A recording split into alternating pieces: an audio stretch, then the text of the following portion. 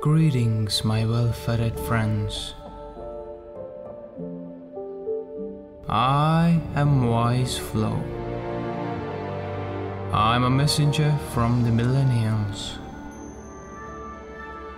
Truth be told, I have a loving interest for insightful stories. So I'm going to tell you a series of tales that will delight your imagination beyond extent. Each of these stories hold a hidden secret of the workings of our universe and hearten your growth in this life. My beloved beings, close your eyes and relax entirely. Those of you who wish to keep their eyes open can gaze at the sky above.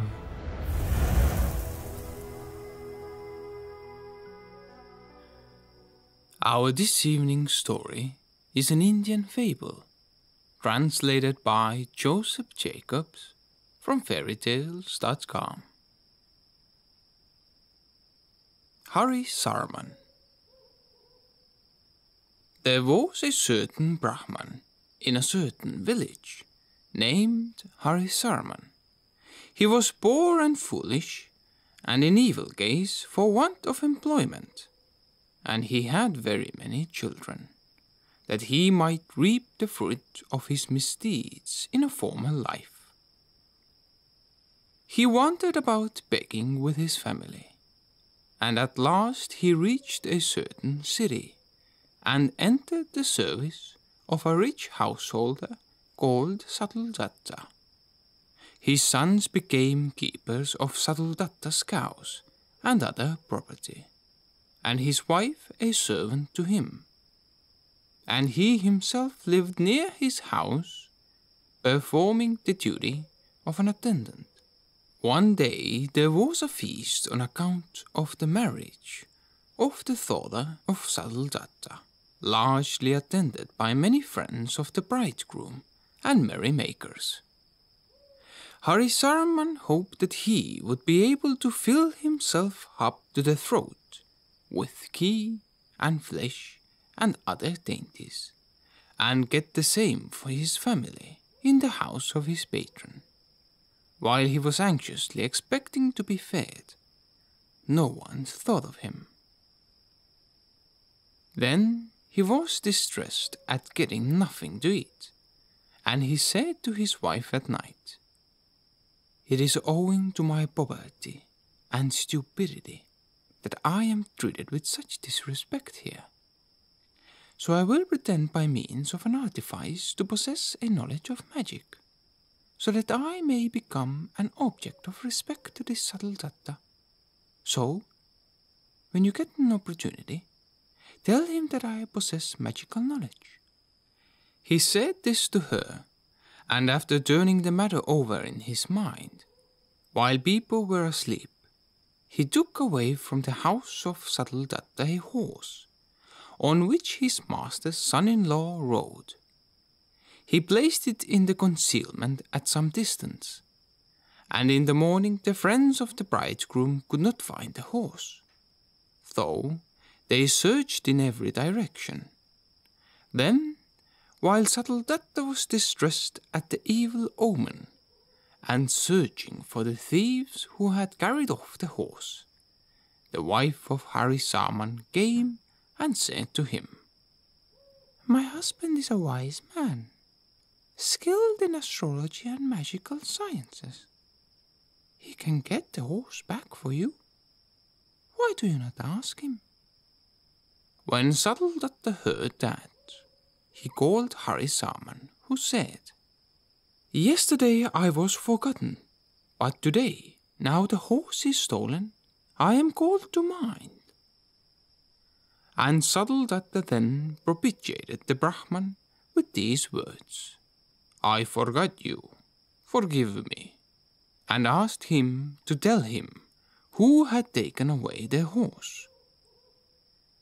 Then Harisarman drew all kinds of pretended diagrams and said, "The horse has been placed by thieves on the boundary line south from this place.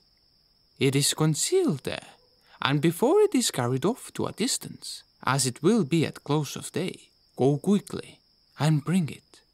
When they heard that, many men ran and brought the horse quickly, praising the discernment of Harisarman. Then Harisarman was honored by all men as a sage, and dwelt there in happiness, honored by Saddle-Datta. Now, as days went on, much treasure, both of gold and jewels, had been stolen by a thief from the palace of the king. As the thief was not known, the king quickly summoned Harisarman on account of his reputation for knowledge of magic. And he, when summoned, tried to gain time and said, "I will tell you tomorrow." And then he was placed in a chamber by the king and carefully guarded. And he was sad because he had pretended to have knowledge. Now in that palace there was a maid named Jiva, which means tongue, who, with the assistance of her brother, had stolen that treasure from the interior of the palace. She, being alarmed at Harisarman's knowledge, went at night and applied her ear to the door of that chamber in order to find out what he was about. And Harisarman, who was alone inside, was at the very moment blaming his own tongue that had made a vain assumption of knowledge. He said, "O tongue, what is this that you have done through your greediness, wicked one? You will soon receive punishment in full." When Jiva heard this, she thought in her terror that she had been discovered by this wise man, and she managed to get in where he was, and falling at his feet, she said to the supposed wizard, "O Brahman, here I am, the Jiva whom you have discovered to be the thief of the treasure, and after I took it, I buried it in the earth in a garden behind the palace, under a pomegranate tree. So spare me, and receive the small quantity of gold which is in my possession." When Harisarman heard that, he said to her proudly, "Depart. I know all this. I know the past, present, and future. But I will not denounce you, being a miserable creature that has implored my protection. But whatever gold is in your possession, you must give back to me." When he said this to the maid, she consented and departed quickly. But Harisarman reflected in his astonishment. Fate brings about, as if in sport, things impossible. For when calamity was so near, who would have thought chance would have brought us success? While I was blaming my Jiva, the thief Jiva suddenly flung herself at my feet. Secret crimes manifest themselves by means of fear. Thus thinking, he passed the night happily in the chamber. And in the morning he brought the king, by some skilful parade of pretended knowledge, into the garden, and led him up to the treasure, which was buried under the pomegranate tree, and said that the thief had escaped with a part of it. Then the king was pleased, and gave him the revenue of many villages. But the minister named Devjanin whispered in the king's ear, "How can a man possess such knowledge unattainable by men without having studied the books of magic? You may be certain that this is a specimen of the way he makes a dishonest livelihood by having a secret intelligence with thieves. It will be much better to test him by some new artifice." Then the king of his own accord brought a covered pitcher into which he had thrown a frog, and said to Harisarman, "Brahman, if you can guess what there is in this pitcher, I will do you great honor today." When the Brahman Harisarman heard that, he thought that his last hour had come, and he called to mind the pet name of Froggy, which his father had given him in his childhood in sport, and impelled by luck, he called to himself by his pet name, lamenting his hard fate, and suddenly called out, "This is a fine picture for you, Froggy.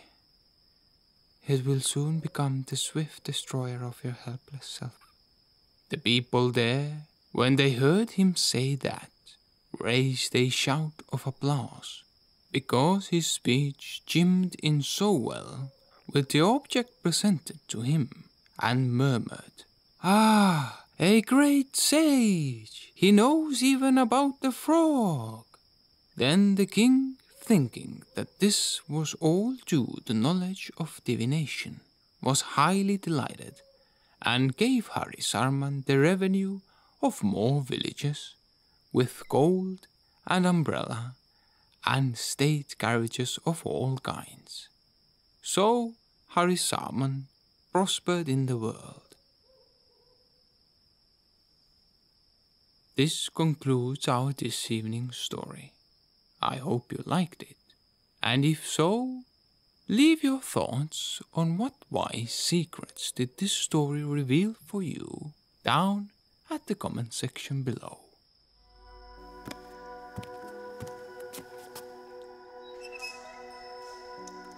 Thank you for subscribing. I'll be back with another great story, just like that.